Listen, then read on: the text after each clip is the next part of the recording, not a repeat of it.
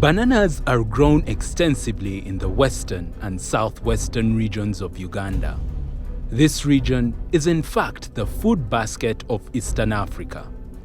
From here, bananas make their way to markets across Uganda.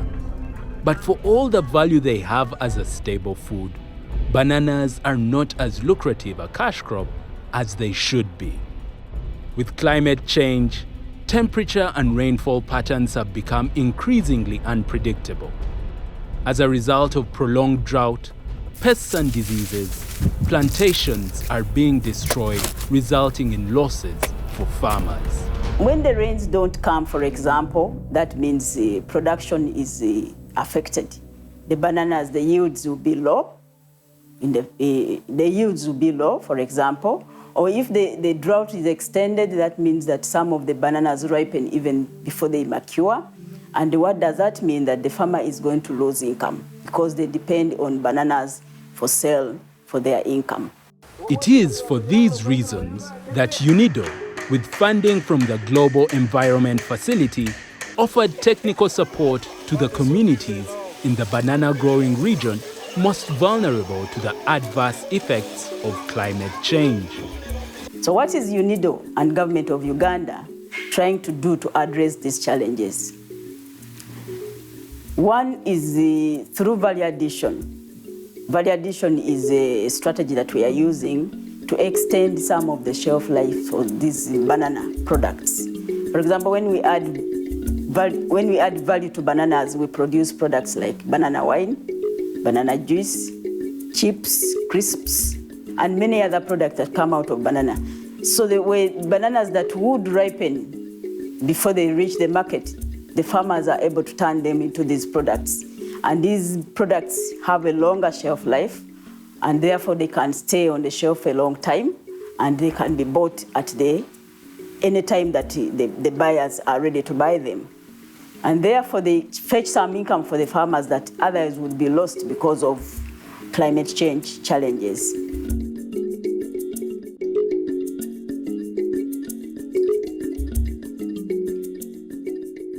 Marius and Evas Rantonde are husband and wife. They live on a 5 acres banana farm in Rengerero village, Mitoma district. This is one of the households benefiting from biogas technology provided by UNIDO. Kare tukaba tutekesa enku konka hati no kutekesaga amasanyarazi biogas okakisa okaka mukateekaho ebyokurya mukarya mukanywa.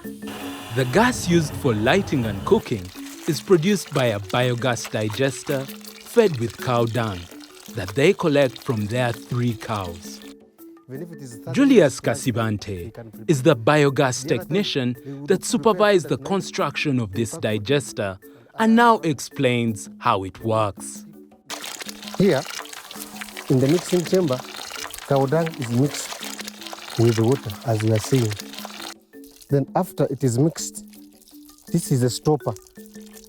You remove the stopper, then it will go down. There is a PVC pipe, which takes the cow dung to the expansion chamber here, to the real digester. So the gas is collected from here. As you see, this is a pipe.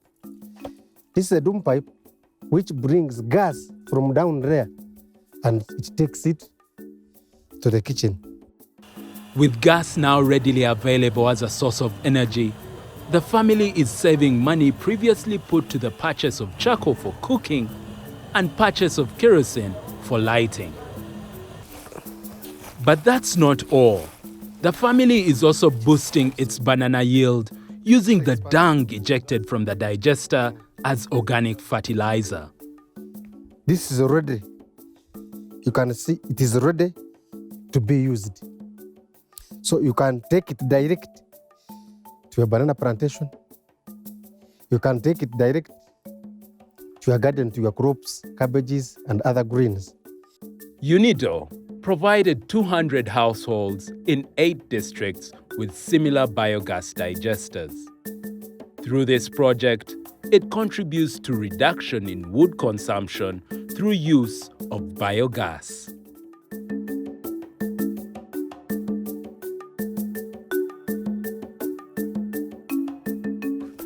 We get bogoya fresh, put it in the store after weighing. We keep it for some time so as to get ready, to get ripened. Then we slice this, we peel them. After peeling, we slice. Put them on the dryers, trays, and then we put them inside the dryer. Sun-dried banana chips and sun-dried banana slices are the final product of the process. Given their long shelf life, the sun-dried chips are mostly for the export market. Unfortunately, the cottage facilities in which they were processed fell short of the required national standards, let alone export standards, and as such, they do not attract as good a price as they should. This one is already 10 kilograms, so we are expecting to get 100,000 from this one.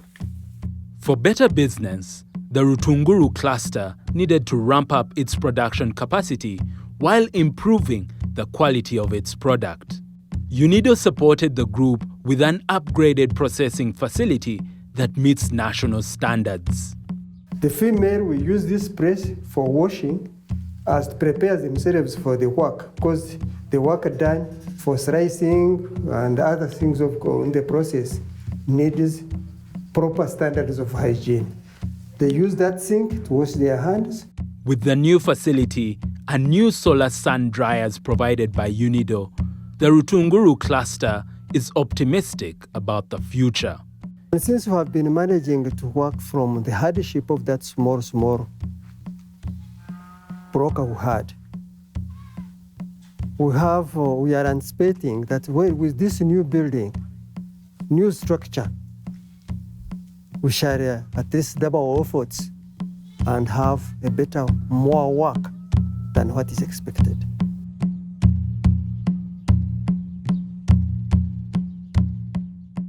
UNIDO supported 9 small and medium-sized food processors involved in banana value addition to scale.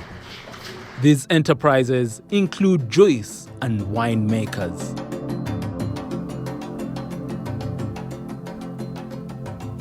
The project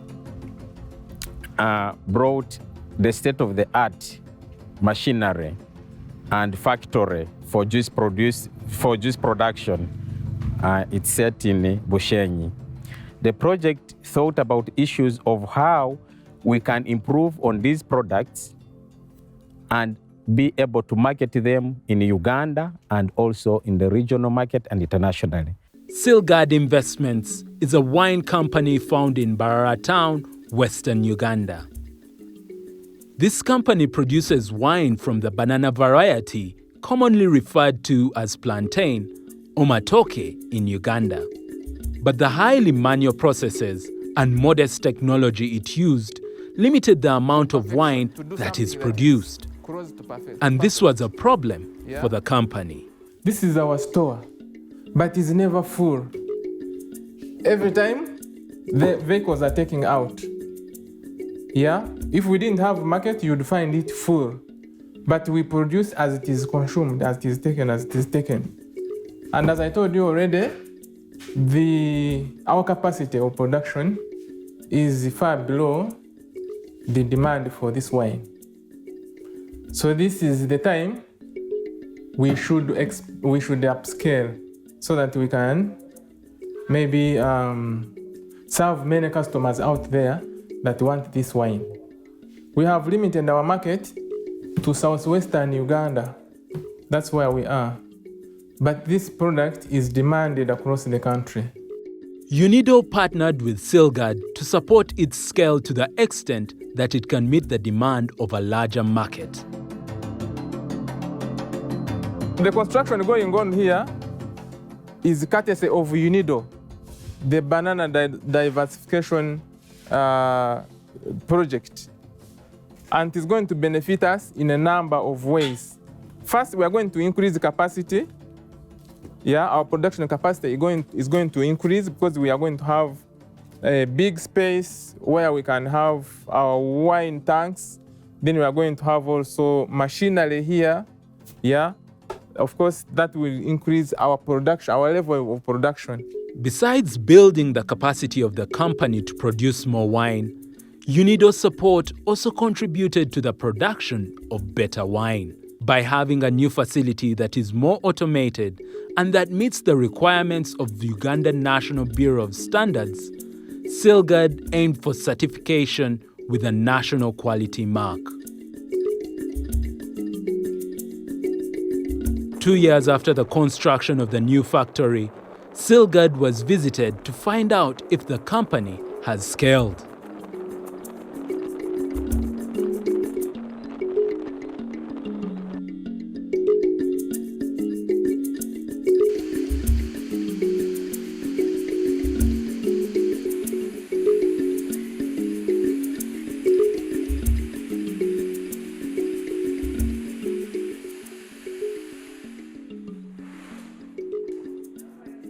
We got a facility, this one, where we are now.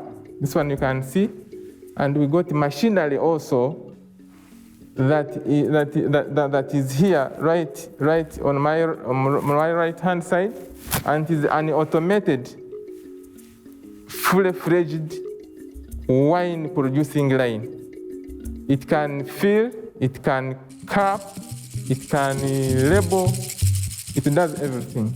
The big question was how the application of fully automated technology is affecting the bottom line of the business. Output is going to be very high, like maybe 5 times, and also the packaging is going to be very smart. Of course, we use machines to label. We've been using manual means. Another company that received support from UNIDO is Forest Fruit Foods, found in Bushenyi District, Western Uganda. It specializes in making a banana juice known as Eshandi. Eshandi is traditional banana juice that has been produced and enjoyed by people in most parts of southern Uganda over centuries using traditional techniques.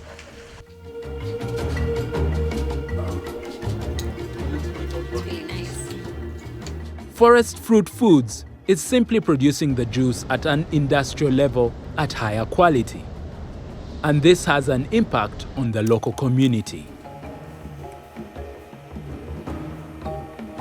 Banana juice is produced in the fields at the farmer's level, at the different facts. And this factory is a now-to-grower supported factory, smallholder supported factory. We rely on the raw material produced by the small rural growers in the various fields. Now, these are people with small gardens, approximately 1 acre or 2. And because of this, their production is really small in terms of commercial viability. But we ride on the fact that we can collectively get commercial volumes when we get raw material from different processors.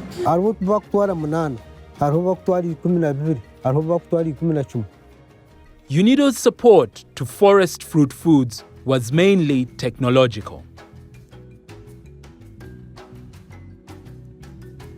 These are not simply machines. This is part of what we call technology upgrade.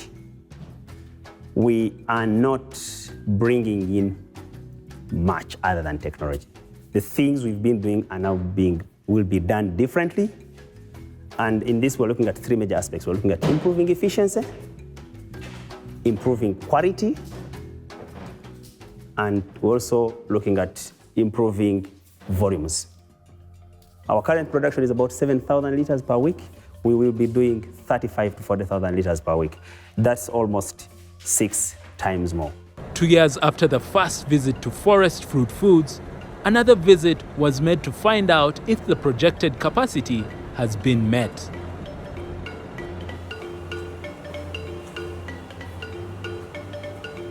When you came, our collection area for raw material was probably a 30-kilometer radius. The radius then was dictated by how much we could process. Because our production capacity was small, so we didn't need to strain to go longer, distances to get raw material. More radius today from the factory means more incoming raw material. Today we're in Ruhama, we are in Lokoni. That time we're in about 3-4 districts. Now we've gone beyond almost 10 districts. The number of smallholder farmers supplying the factory has grown over this 2-year period from under 300 farmers to over 1,000 farmers. This means more income for more farmers thanks to the technological upgrade. Right now, we have been successfully able to bring down from the time last year, our production time batch from approximately 36 hours to about 4 hours now. It takes 4 hours to produce this now. Initially, it would take 36 hours. So that means that for every 72 hours we had little option for little production. And right now we have the capacity for running 42,000 liters per day, but we are still running at about 5, 6 as it goes up. The plant is nowhere close to producing at full capacity, and yet it already has an output per day for what it had per week. We have installed steam processing. When we're here, we're using electricity. Now we use steam. Now steam improves processing time and also product quality because electricity takes longer to heat and the consumption is more. But steam, which goes to about 140 degrees, can easily transfer the heat to the product that we are pasteurizing. And that is one of the reasons that processing time has come much lower, giving us the flexibility to have bigger volumes of raw material to process. Forest Fruit Food operates futures with its smallholder farmers. This means, regardless of the market price of raw material, it pays a fixed price to its suppliers.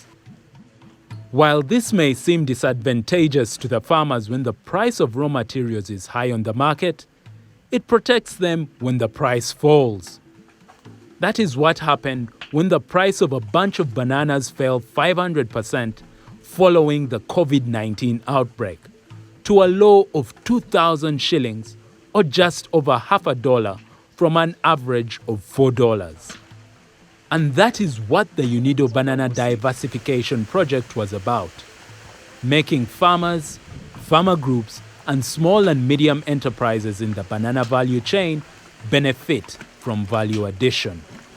We are beginning to see more and more people getting out of poverty, more and more people getting involved in value addition along the banana value chain. So we are getting more and more youth, taking now agriculture as a business. We are getting more and more women lifted out of poverty. The Banana Livelihoods Diversification Project was supported by UNIDO in partnership with the Government of Uganda and the Global Environment Facility.